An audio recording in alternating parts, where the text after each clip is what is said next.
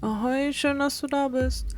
Ich hatte es ja schon angekündigt, dass ich die Metallfarben auch auf einem schwarzen Untergrund ausprobiert habe und genau das machen wir heute.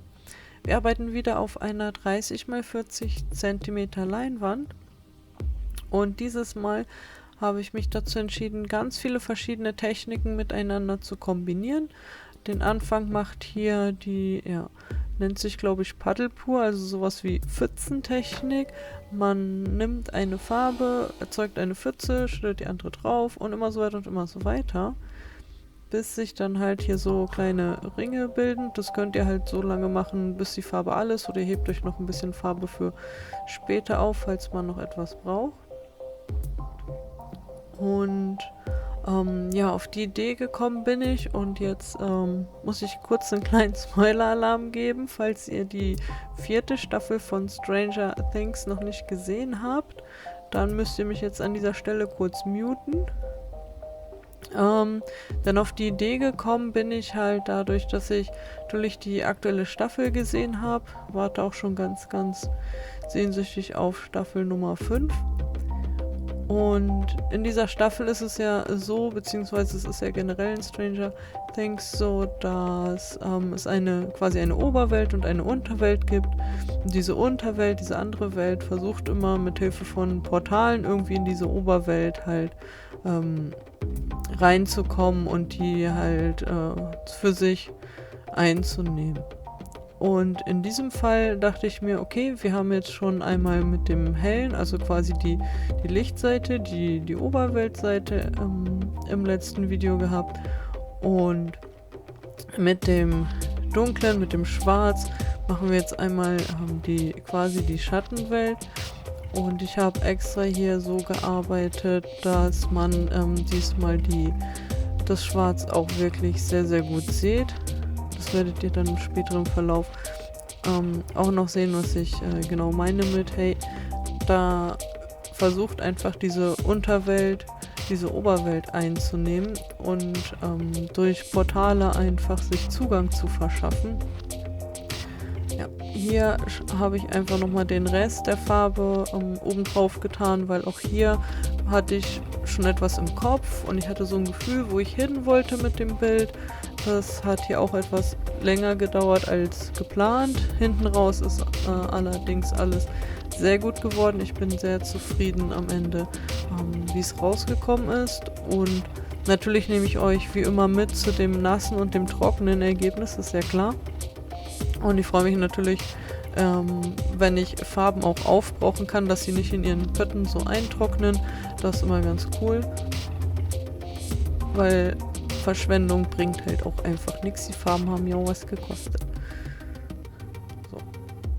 Hier können wir nochmal ein paar Sprenkler drauf tun von dem quasi von dem Unterwelt schwarz, und mit der nächsten Technik werdet ihr auch sehen, warum ich das gemacht habe. Ihr merkt schon, die Farbe wird immer zähflüssiger. Klar, ich habe übrigens eine Dachwohnung, das heißt, hier ist es ziemlich warm. Das heißt, ich muss mich auch beim Arbeiten sehr beeilen, dass mir die Farbe dann nicht unter den Fingern wegtrocknet. Und ja, apropos Finger, ich habe mal wieder vergessen, meine Handschuhe anzuziehen. Ich habe sie mir mittlerweile in die Malecke gelegt. Ich hoffe, dass ich beim nächsten Mal dran denke. Erinnert mich sonst auch gerne dran. Und ich habe euch hier extra die Sachen nicht rausgeschnitten. Diesmal wie hier die Farbe schön am Fließen ist, auch wenn es etwas langsamer ist. Ich hoffe, ihr mögt das. Schreibt mir das gerne in die Kommentare. Oder auch, ob ihr mal ein Video sehen wollt, quasi in Echtzeit. Ich beschleunige die ja immer ein bisschen. Also ich brauche jetzt nicht nur 7 Minuten für ein Bild. Das wäre cool, wenn das so schnell gehen würde. So. Und mit Hilfe des Föhns will ich jetzt einmal quasi die Unterwelt in die Oberwelt holen. Das klingt jetzt vielleicht erstmal ein bisschen verrückt, werdet es aber gleich sehen, was genau passiert. Und dieses Mal habe ich mit Hitze gearbeitet. Das heißt, ich habe den Föhn nicht auf eine Kaltstufe gestellt, sondern wirklich auf volle Hitze. Das ist natürlich so, dass dann die obere Farbschicht antrocknet. Ist ja logisch, ist ja auch sehr heiß. Das war aber auch genau die Absicht. dadurch, dass die untere Schicht, also die schwarze Basis, noch flüssig ist, kann man die Farbe trotzdem hin und her pusten und dadurch entstehen Risse im Bild. Und das werdet ihr auch jetzt genau sehen, wie quasi die Metallfarben aufbrechen und die schwarze Basis zum Vorschein kommt. Quasi die Unterwelt versucht durch Risse einfach in die Oberwelt reinzukommen, sie für sich einzunehmen. Und wie gesagt, Stranger Things hat mich da sehr, sehr inspiriert. Das ist eine wunderbare Serie, kann ich nur jedem empfehlen, die mal zu schauen. Ich habe es jetzt auch schon mehrmals angeschaut, einfach auch um die Wartezeit bis zur nächsten Staffel zu überbrücken. Und ja, das fand ich einfach richtig cool. Und ihr seht, wie hier die Farbe aufbricht und einfach die schwarze Basis zum Vorschein kommt. Das war sehr cool mit anzusehen. Hat sehr, sehr viel Spaß gemacht. Und das ist auch das Schöne an der Kunst. Man kann hier wirklich sehr, sehr viel Spaß dran haben. Und ihr seht hier die einzelnen Risse. Das hat alles richtig gut funktioniert. Es ist aber allerdings Tatsache fast komplett glatt aufgetrocknet. Ich habe hier extra jetzt den letzten Teil nicht beschleunigt, denn meine Kamera hat hier irgendwie ein bisschen Schwierigkeiten gehabt, sich zu fokussieren.